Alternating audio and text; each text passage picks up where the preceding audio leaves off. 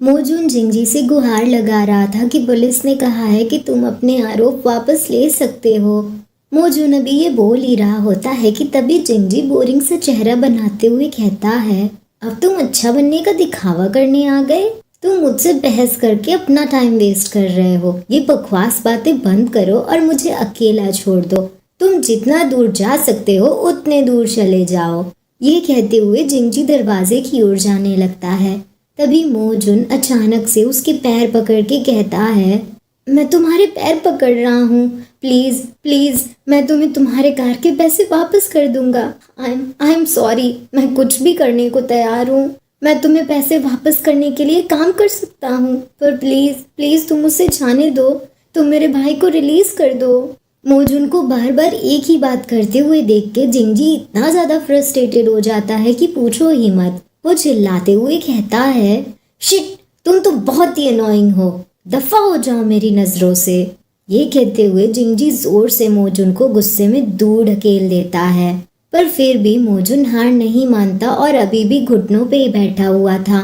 उसे ऐसे घुटनों पे बैठे हुए देख के जिंजी उससे कहता है, ठीक है, ऐसे ही घुटनों पे बैठे रहो। वैसे भी मैं तुम्हारे भाई को एक स्लेव की तरह हेल्प प्लेनेट पे भेज दूंगा। तुम्हारा भाई तो एकदम क्लेवर फॉक्स है ना? चिंता मत करो, वो लिटिल डेविल बस 2 सालों तक हेल्प प्लेनेट पे रहेगा, बस 2 साल। तुम्हारा दिमाग तो बहुत फालतू के रूल्स से भरा पड़ा है। मैं तुम्हें देख के एकदम टायर्ड हो गया हूँ।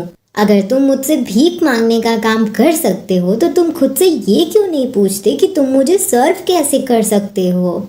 जिंजी ये सारी चीजें बोल रहा था और मोजून धीरे धीरे अपने चश्मे उतार रहा था।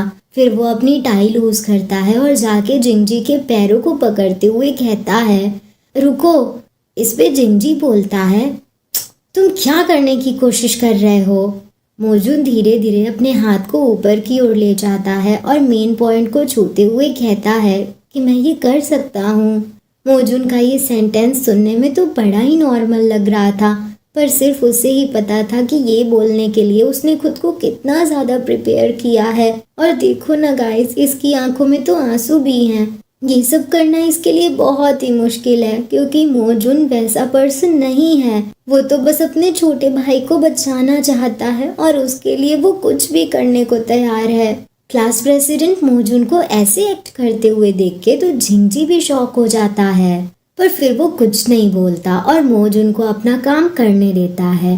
मोजून पहली बार ऐसा कुछ कर रहा था, इसीलिए वो बहुत ज़्यादा नर्वस था, पर फिर भी वो अपना बेस्ट देता है क्योंकि वो ठान के आया था कि अपने भाई को छुड़ा के रहेगा।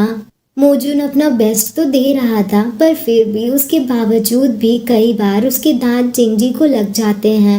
मोजून तुरंत इसके लिए सॉरी भी बोलता है। मोजून अपना काम कर रहा होता है और जिंजी बड़े ध्यान से उसे ही देख रहा था। फिर वो अपने हाथ को धीरे से मोजून के गाल के करीब ले जाता है और धीरे से उसे टच करता है। जिंजी की उंगलियों ने अभी मोजून के गाल को टच किया ही था कि तभी वो एकदम फियर्स आइज के साथ अपने हाथ से जिंजी का हाथ दूर झटक देता है। ये चीज तो जिंजी को बिल्कुल भी अच्छी नहीं लगती। वो काफी फ्यूरियस हो जाता है और फ्रस्ट्रेटेड टोन में बोलता है, डैम इट, तुम्हारी हिम्मत कैसे हुई मुझे ऐसी नजरों से देखने की? हाँ? जिंजी तुरंत अपनी जिप बंद कर लेता है और आगे कहता है, भूल जाओ ये सब और दफा हो जाओ यहाँ से। अगर तुम मुझे खुश कर देते तो शायद मैंने तुम्हारे भाई को माफ कर दिया होता, पर मुझे नहीं पता था कि तुम्हारी स्किल्स इतनी खराब होंगी। अब तो मेरा मूड और भी ज्यादा खराब हो गया है। जिंजी की बातें सुन के तो मोजून को बहुत ही बड़ा झटका लगता है। उसे तो समझ ही नहीं आ रहा था कि वो क्या करे। उसे किसी भी हालत में अपने भाई को बचाना ही था। तभी जिंजी आके बोलता है, दफा हो जाओ यहाँ से, अपने भाई को भूल जाओ और क्लास में वापस चले जाओ। पर नहीं, मोजून ऐसा नहीं कर सकता था क्योंकि उसे अपने भाई को बचाना था। वो तुरंत उठ के खड़ा होता है और जिंजी से कहता है, वेट, 1 मिनट रुको। ये कहते हुए अपनी स्कूल पैंट्स नीचे जमीन पे गिरा देता है। अंदर उसने ब्लैक कलर की सिल्क स्टॉकिंग्स पहनी थी। ये देख के तो जिंजी एक पल के लिए कंफ्यूज ही हो गया था, पर उसकी कंफ्यूजन और भी बढ़ जाती है जब वो देखता है कि मोजून उसकी गोद में आके बैठ चुका था, उसे फेस करते हुए और बोल रहा था, प्लीज प्लीज एक मौका और दो, प्लीज़ एक लास्ट चांस, इस बार मैं बेटर करूँगा। ये कहते हुए मोजून की आंखों में आंसू भर जाते हैं।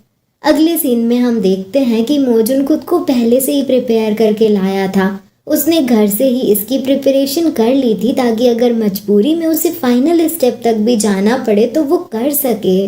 गाइस, आपको मेरी बातें सुन के ही सीन्स को इमेजिन करना होगा, क्योंकि मोनेटाइजेशन इश्यूज की वजह से मैं सब कुछ ओपनली नहीं दिखा सकती आपको।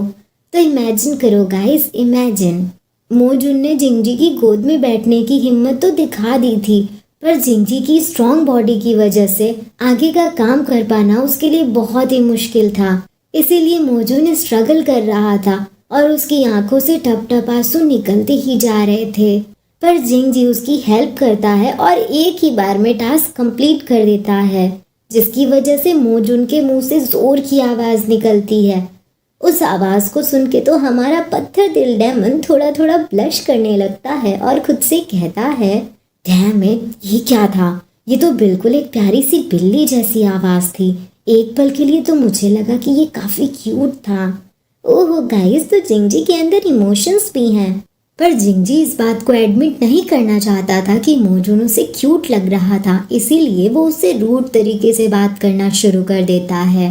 जिंगजी मोजून को डांटता है और उसे बहुत सारी बातें भी सुनाता है और साथ ही साथ वो मोजून को ऐसे एक्ट करने के लिए टीज भी करता है कि मैंने तो कभी एक्सपेक्ट नहीं किया था कि क्लास प्रेसिडेंट मोजून ऐसा भी कर सकता है। जिंगजी तो मोजून को बड़ी खरी खोटी सुनाता है और उसकी बहुत बेइज्जती करता है। पहली बार में ही जिंगजी मोजून को इतना ज्यादा तंग करता है और बेचारा मोजून पूरी तरह से थक जाता है।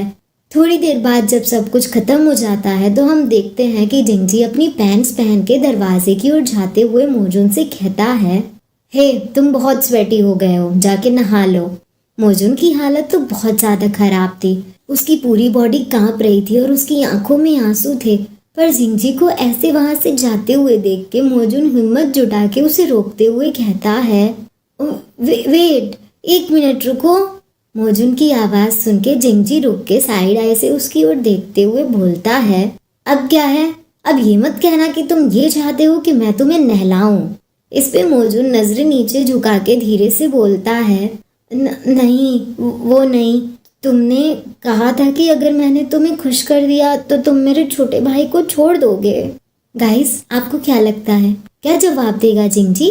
क्या वो सच में मोजून के भाई को छोड़ देगा या फिर मोजून को हमेशा हमेशा के लिए अपना बना लेगा? ये तो आपको पार्ट 3 में ही देखने को मिलेगा। तो चलो मिलते हैं पार्ट 3 में। जाने से पहले चैनल को सब्सक्राइब करना मत भूलना। Bye bye.